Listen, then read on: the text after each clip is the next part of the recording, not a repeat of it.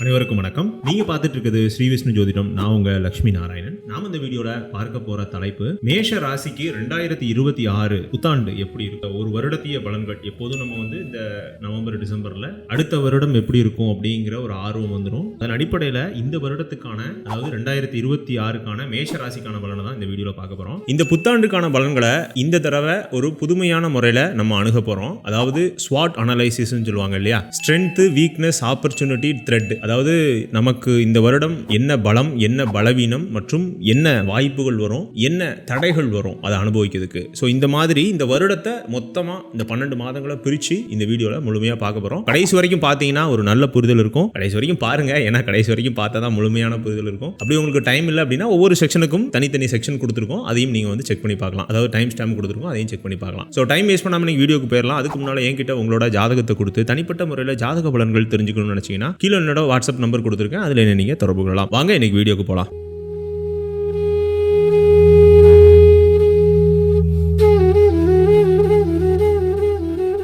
காலபுருஷ தத்துவத்துக்கு முதல் ராசியா வரக்கூடிய மேஷ ராசி அன்பர்களுக்கு ஆல்ரெடி 7 சனி ஆரம்பிச்சிருச்சு. கடந்த 2 வருடமாவே ஒரு மாதிரி தான் இருக்கிறீங்க இல்லையா. 2024, 25, 26 பிறக்க போகுது. 7 சனி மட்டும் இல்லாம இந்த வருடம் 2 கிரக பயிற்சிகள் அப்படிங்கிறது நடக்குது. ஒன்னு குரு பயிற்சி, இன்னொன்னு ராகு கேது பயிற்சி. ஃபர்ஸ்ட் இந்த குரு பயிற்சி பாத்தீங்கன்னா 2/6/2026 அன்னைக்கு மிதுன ராசியிலிருந்து கடக ராசிக்கு குரு பகவான் போக போறாரு. குரு உச்சமாக போறாரு. இது மேஷ ராசிக்கு மிகச்சிறப்பு. 3ல இருந்து மறைஞ்சு இருந்தார் இல்லையா, 3ஆம் இடத்துல இவ்வளவு நாள் மறைஞ்சிருந்தாரு. அந்த அமைப்பு மாறி 4ஆம் இடத்துல போய் உச்சமாக போறார். பத்தி நம்ம பேசுவோம். அடுத்தது சனி பகவானோட பயிற்சி இந்த வருடம் கிடையாது, ஆனா நட்சத்திர பயிற்சி ஆகிறார். அதாவது உத்திரட்டாதி நட்சத்திரத்துல இருந்து ரேவதி நட்சத்திரத்துக்கு 18/5/2026 அன்னைக்கு பயிற்சி ஆகிறாரு. இது பெரிய பயிற்சி இல்லை அப்படின்னா கூட நமக்கு உத்திரட்டாதியை கம்பேர் பண்ணும்போது ரேவதி கொஞ்சம் நல்ல நட்சத்திரம். காரணம் என்னன்னா உத்திரட்டாதி சனியோட நட்சத்திரம், ரேவதி புதனோட நட்சத்திரம். சனி அந்த இடத்துல கம்ஃபர்டபுளா இருப்பார். இருந்தாலும் 7 சனி, அதாவது விரயச்சனி நடக்குது அப்படிங்கிறத நம்ம கவனத்தில் வச்சுக்கணும். அப்புறம் ராகு கேதுகள் இந்த வருடத்தோட இறுதியில 6/12/2026 அன்னைக்கு தான் ராகு கேது பயிற்சி நடக்குது. இதுல ராகுவானவர் கும்பராசிலிருந்து மகர ராசிக்கும், கேதுவானவர் சிம்ம ராசிலிருந்து கடக ராசிக்கும் பயிற்சியாக போறாங்க. இது ஒரு அற்புதமான பயிற்சி. இதை பத்தி நம்ம பேசுவோம். இதுதான் இந்த வருடத்தைய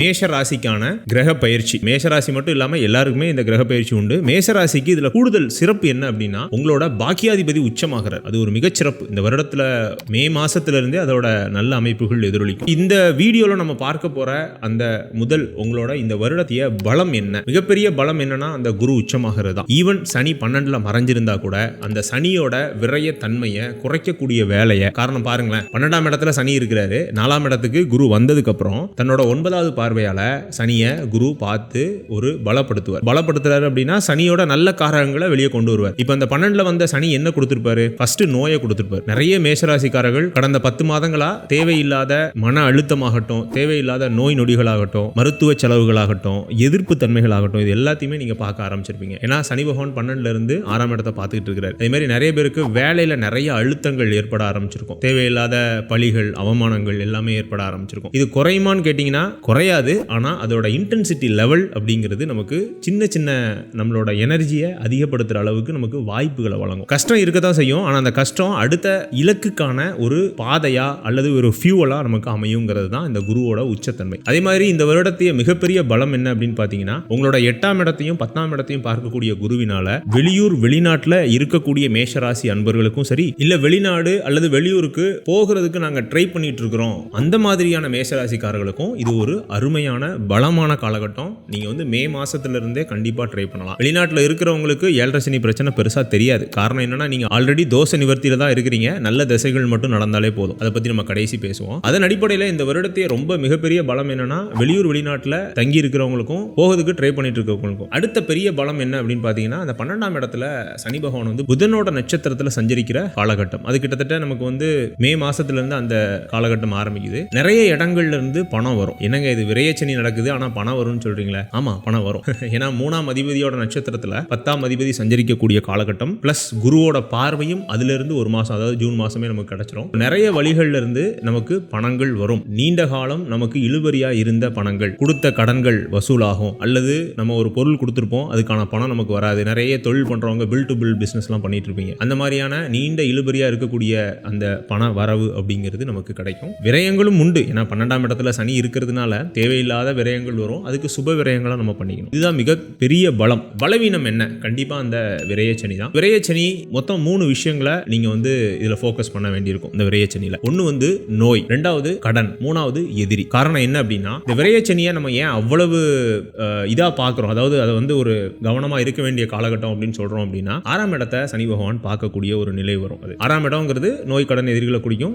ருண ரோக சத்ரு ஸ்தானம்னு அதை சொல்லுவோம். அதன் அடிப்படையில் இந்த 3 விஷயத்துல மட்டும் நீங்க கவனமா இருந்துட்டீங்கனாலே போதும். கடன் புதுசா வாங்காதீங்க, தயவு செஞ்சு வாங்காதீங்க. ஏன்னா இன்னும் 5 வருஷத்துக்கு 7 சனியோட பாதிப்பு கொஞ்சம் இருக்கிறதுனால தயவு செஞ்சு கடன் புதுசா வாங்காதீங்க. தொழில் பண்றவங்களுக்கு வேற வழி இல்ல. அது உங்களோட ரிஸ்க் ஆப்படைட், அதாவது தொழில்னாலே கடன் வாங்கி ரிஸ்க் எடுக்கிறது தான், வேற வழி இல்ல. ஆனா அது கால்குலேட்டிவ் ரிஸ்கா இருந்தா பிரச்சனை இல்லை. 2வது ஹெல்த்ல கூடுதல் அக்கறை காட்டுங்க. நல்லா சாப்பிடுங்க, நல்லா தூங்குங்க, நல்ல ஃபிட்னஸ் ஆக்டிவிட்டி, இந்த மாதிரியான ஒரு ரொட்டீன் லைஃபை இப்ப இருந்தே ஃபாலோ பண்ண ஆரம்பிச்சிருங்க. அதுவும் குறிப்பா ஜென்மசனி காலகட்டத்தில் தான் இந்த நோயோட தாக்குதல் அப்படிங்கிறது ரொம்ப அதிகமா இருக்கும். ஜென்மசனி வந்து 2027 4வது மாசம் தான் தொடங்குது. அதனால நம்ம அதுக்கு இப்போ பயப்பட வேண்டாம். இந்த வருடம் வந்து நோயில இந்த ஆரம்ப நிலைன்னு சொல்லுவாங்க இல்லையா, ஒரு நோய் உருவாகிறதுக்கு ஒரு சின்ன சிம்டம்ஸ் எல்லாம் காட்டும் இல்லையா, அந்த மாதிரியான ஒரு நிலை தான். அப்போ நம்ம இப்பவே நம்ம தடுத்துடலாங்கிறது தான் நான் சொல்ல வர்றது. அடுத்தது எதிரி பிரச்சனை. பொதுவாகவே மேஷராசிக்காரர்கள் மனசுல பட்டதை பேசிடுவீங்க. கூட்டத்தில் யாராவது தப்பு பண்றாங்க, இல்ல ஏதோ ஒரு நேர்மையற்ற செயல் நடக்குதுன்னா முதல்ல குரல் எழுப்புறது மேஷராசிக்காரர்கள் தான். இந்த வருடத்திலிருந்து அதை கொஞ்சம் அவாய்ட் பண்ணிக்கோங்க. எப்படி அந்த கூட்டம் போகுதோ, எப்படி அந்த சூழல் இருக்கோ, அந்த சமூகம் எப்படி இயங்குதோ, அதன் அடிப்படையில் அதன் போக்கில் இயங்குறதுக்கு கொஞ்சம் பாருங்க. வேற வழி இல்லை. ஏன்னா நம்ம குரல் கொடுக்க போய் எல்லாரும் சேர்ந்து நம்மளை எதிர்க்கக்கூடிய தன்மைகள் ஆல்ரெடி வந்திருக்கிறோம். ஆல்ரெடி இதெல்லாம் நீங்க பார்த்திருப்பீங்க கடந்த 2 வருஷமாவே. இதுக்கப்புறம் அது இன்னுமே இன்டென்சிட்டி லெவல் ரொம்ப அதிகமாகும். நம்மளை வந்து டைரக்டா டார்கெட் பண்றது, சாஃப்ட் கார்னர் பண்றது, இதெல்லாம் அதிகமாகும். இதெல்லாம் எந்த சூழல்னு உங்களுக்கே தெரியும். கண்டிப்பா ஆபீஸ், வீடு, ஃப்ரெண்ட்ஸ், இந்த மாதிரியான சூழல்களில் நான் இதை சொல்ல வரேன். அதனால உதவி செய்யுங்க. அதை தாண்டி பொதுநலனுக்காக பாடுபட வேண்டிய நேரம் இது இல்லை. அதுக்காக பொதுநலமா இருக்காதீங்கன்னு நான் சொல்லல. எல்லாத்தையுமே நீங்க வந்து ஒரு கால்குலேட்டிவா அணுகிறது நல்லது, ஒரு விழிப்புணர்வோடு அணுகிறது நல்லது அப்படிங்கறத சொல்றேன் பொது காரியங்கள். ஏன்னா ஒரு ஸ்திரமற்ற தன்மை வேற ஒன்றும் இல்லை. ஒரு இந்த பலவீனங்கிறதுல இது ஒரு முக்கியமான பாயிண்ட். நமக்கு இந்த வார்த்தைகளும் சரி, நம்மளோட அணுகுமுறையும் சரி, இந்த நேரத்தில் வந்து எதிரிகளுக்கு ரொம்ப சாதகமா போயிடும். இந்த வருடத்திய பலவீனங்கள் அப்படிங்கிறதுல இந்த 3 விஷயம் தான்: நோய், கடன், எதிரி. இந்த 3 மட்டும் நீங்க மேனேஜ் பண்ணிட்டீங்க அப்படின்னா வேற எந்த பெரிய பிரச்சனைகளும் வராது. அடுத்தது இந்த வருடத்திய வாய்ப்புகள் என்னலாம்? இந்த வருடத்துல வாய்ப்புகள் அப்படிங்கிறத விட நம்மளோட முயற்சிகள் அப்படிங்கிறதா இந்த தலைப்புக்கு சரியான பொருத்தமா இருக்கும். காரணம் என்ன அப்படின்னா, வாய்ப்புகள் அப்படிங்கிறது தானா கிடைக்கிறது இல்லையா, முயற்சிங்கிறது நம்ம போட வேண்டியது. இந்த வருடம் நம்ம போட வேண்டிய எஃபர்ட்ஸ் வந்து அதிகம், முயற்சிகள் அதிகம். அதுல குறிப்பா உங்களோட உங்களோட வேலையை தக்க வைக்கிறதுக்கு ஒரு முயற்சி போடுவீங்க. அது நமக்கு 2 மடங்கா பெரிய பெரிய வெற்றிகளை நமக்கு ஈட்டி தரும், குறிப்பா அந்த குரு உச்சமானதுக்கு அப்புறம். அதே மாதிரி இந்த வெளிநாடு, வெளியூர் வேலை அல்லது எஜுகேஷன், அதாவது இப்போ நீங்க ஒரு மேஷராசி ஸ்டூடெண்டா இருக்கிறீங்க அல்லது உங்க குழந்தைங்க மேஷராசியா இருக்கிறாங்க, அவங்க படிச்சுட்டு இருக்காங்க, வெளியூர் வெளிநாட்டில் ஏதாவது கோர்ஸ் எதுவும் பண்றதுக்கு ட்ரை பண்றாங்கன்னா, நம்மளோட முயற்சிகள் இந்த வருடம் கண்டிப்பா பலன் கொடுக்கும். ஆனா முயற்சி கண்டிப்பா தேவை, அதுவா கிடைக்காதுங்கிறதா இதுல சொல்ல வரேன். அப்புறம் வாய்ப்புகள்ல இன்னொரு வாய்ப்பு என்ன அப்படின்னா, திருமண வாய்ப்பு. இயல்பா குரு உச்சமாகும் போது நிறைய பேருக்கு திருமணம் ஆகுங்க. 12 ராசிக்காரர்களுக்கும் திருமணம் ஆகும். இதுக்கு உங்களோட தசைகள் ரொம்ப உறுதுணையா இருக்கணும். உங்களுக்கு இப்போ ஒரு சுக்கிர தசையோ, சுக்கிர புத்தியோ அல்லது செவ்வாய் தசையோ, செவ்வாய் புத்தியோ, ஏதோ ஒன்று அந்த ஒரு மங்களகரமான ஒரு தசா புத்தி, அதுவும் உங்களோட 7ஆம் இடத்தோட தொடர்பு கொண்டு அந்த தசா புத்தி நடக்கும்போது டெஃபினட்டா இப்போ திருமணம் ஆகிறதுக்கான சான்சஸ் வந்து அந்த குரு உச்சமானதுக்கு அப்புறம் நிகழும். நிறைய பேருக்கு திருமணம் ஆகும். இந்த குரு உச்சமானதுக்கு அப்புறம் நிறைய பேருக்கு திருமணம் நடக்கும், நிறைய பேருக்கு குழந்தைகள் பிறக்கும், வீட்டில் சுபகாரியங்கள் வரும், நாடு செழிக்குங்க. இந்த மேஷராசிக்கு மட்டும் இல்ல, 12 ராசிக்காரர்களுக்குமே அவங்களுக்கு மனசுக்கு சந்தோஷமான நிகழ்வுகள் அந்த குரு உச்சமானதுக்கு அப்புறம் நிகழும் இந்த 12 மாதங்களுமே. அடுத்தது கடைசியா தடைகள் என்னலாம்? இந்த தடைகள் அப்படிங்கிறதுல நான் அப்படியே வந்து உங்களோட திசையை சொல்லுவேன். ஏன்னா நம்ம எவ்வளவுதான் இந்த கோச்சார கிரகங்கள், அதாவது குரு, சனி, ராகு, கேது, இந்த மாதிரியான பெயர்ச்சிகளை பத்தி நம்ம வந்து பிரிச்சு மேஞ்சி அதை வந்து பலன்களா சொன்னாலும், நம்மளோட ஜனனகால ஜாதகமும் நம்மளோட தசாபுத்தியும் தான் நம்மளோட என்டையர் ப்ரெடிக்ஷன்ஸுக்கு ஒரு பெரிய கான்ட்ரிபியூஷன் கொடுக்குது. ஒரு 80-85% வந்து கான்ட்ரிபியூஷன் அதுதான். இப்போ நமக்கு ஒரு நல்ல தசை நடந்துச்சுன்னு வைங்களேன், இந்த மேஷராசிக்கு 7 சனிலாம் பெருசா பிரச்சனையே கிடையாதுங்க. அதுதான் உண்மை. அதே மாதிரி மோசமான தசைகள் நடந்தா 2 மடங்கு தீய பலன்களை கொடுக்கும். இவ்வளவுதான். அதை தான் இந்த வருடத்திய தடைகள்னு நான் சொல்லுவேன். ஏன்னா இவ்வளவு வாய்ப்புகள், இவ்வளவு பலம் இருந்தா கூட இந்த ஒரு தசை அப்படிங்கிறது ஒரு தடையா வர்றதுக்கும் நிறைய பேருக்கு வாய்ப்புகள் இருக்கு. அதன் அடிப்படையில் இப்போ உங்களுக்கு எந்த தசை நடந்தா கவனமா இருக்கணும்? முதல்ல வந்து சனி தசை தான். ஏன்னா மேஷராசிக்கு அவர் தான் நம்பர் 1 பகைவர். அந்த சனிக்கு ராகு, செவ்வாய் இவங்களோட சேர்க்கை அல்லது பார்வையில சனி இருந்தார் அப்படின்னா நீங்க ரொம்ப கவனமா இருக்கணும். நீங்க தான் வந்து ரொம்ப தூரதிஷ்டசாலின்னு சொல்லுவேன். ஆனா இது வந்து வெறும் 2% நபர்களுக்கு தான் இருக்கும். எல்லாரும் பயப்பட வேண்டாம். ஏன்னா உங்க ஜனகால ஜாதகத்தில் ஜாதகத்துல சனிக்கு குருவோட பார்வையோ அல்லது சுக்கரனோட பார்வையோ சந்திரனோட பார்வையோ இருந்தா இது எதுவுமே உங்களை பாதிக்காது. சனி நல்ல சனி ஆயிடுவார். சனி கொடுக்குற கஷ்டம் இருக்கும், ஆனா 7.5 சனியோட வீரியம் பெருசா இருக்காது. அடுத்தது மத்தியமமா இருக்கக்கூடிய திசை நடக்கிறவங்க யாரெல்லாம் அப்படின்னு பாத்தீங்கன்னா, சுக்கிர திசை நடக்கிறவங்க, புதன் திசை நடக்கிறவங்க, வளர்பிறை சந்திர திசை நடக்கிறவங்க, இவங்கெல்லாம் வந்து ஒரு மீடியம் ரேஞ்சில் நம்ம எடுத்துக்கலாம். அதாவது 50-50, நல்லது பாதி கெட்டது பாதி அப்படிங்கிற மாதிரி. அடுத்தது நல்லா இருக்கும், இவங்களுக்குலாம் வந்து 7.5 சனி பிரச்சனையே இருக்காது. இந்த 2026 மட்டும் இல்ல, அடுத்த 5 வருஷமே ரொம்பவே நல்லா இருக்கும் அப்படின்னா, இந்த 5 வருஷமும் உங்களுக்கு குரு தசை நடக்கணும். அதுவும் குரு வந்து ஏதாவது திரிகோணத்துல 1, 5, 9 உங்க லக்னத்துக்கு சொல்றேன், 1, 5, 9ல இருந்து நல்ல ஒரு ஆதிபத்திய பலம் பெற்று சூப்பரா இருந்தாருன்னு வைங்களேன், பிரச்சனையே கிடையாது. நீங்க வந்து கவலையே பட வேண்டாம். அதே மாதிரி வளர்பிறை சந்திரன் அல்லது பௌர்ணமி சந்திரன் நல்ல திக்பலம் அடைகிறார், 4ல போய் திக்பலம் அடைகிறார். இப்போ நீங்க வந்து மகர லக்னமா இருக்கிறீங்க, இது குழப்பிக்க வேண்டாம். இது நான் ஒரு குறிப்பிட்ட ஒரு உதாரணத்துக்காக சொல்றேன். ஒரு மகர லக்னமா இருந்தீங்கன்னா 4ல வந்து சந்திரன் இருப்பார். ஸோ சந்திரன் மேஷ ராசியில பிறந்திருப்பீங்க இல்லையா, 4ல சந்திரன் இருப்பார் திக்பலம். பிளஸ் சூரியன் வந்து ஐப்பசி மாசத்துல நீங்க பிறந்திருக்கீங்க, துலாத்துல இருப்பார். நல்ல பௌர்ணமி யோகத்துல சந்திர தசை நடக்குது. 7.5 சனியை பத்தி கவலையே வேண்டாம். அதே மாதிரி பௌர்ணமி மட்டும்தான் இந்த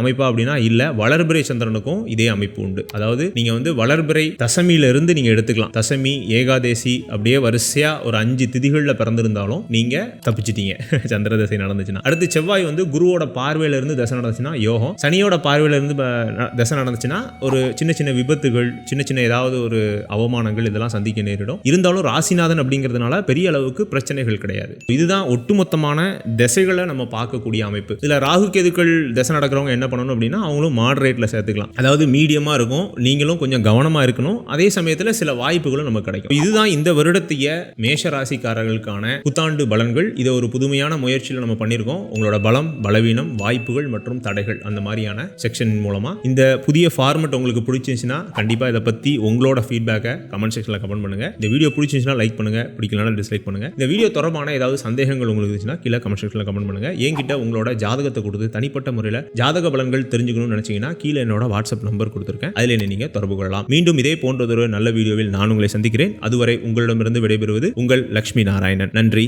வணக்கம்.